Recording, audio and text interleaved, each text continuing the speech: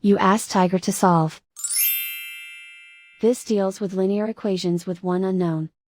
The final result is x equals 8. Let's solve it step by step. Simplify the expression. Expand the parentheses. Simplify the arithmetic. Group all constants on the right side of the equation. Add 8 to both sides. Simplify the arithmetic.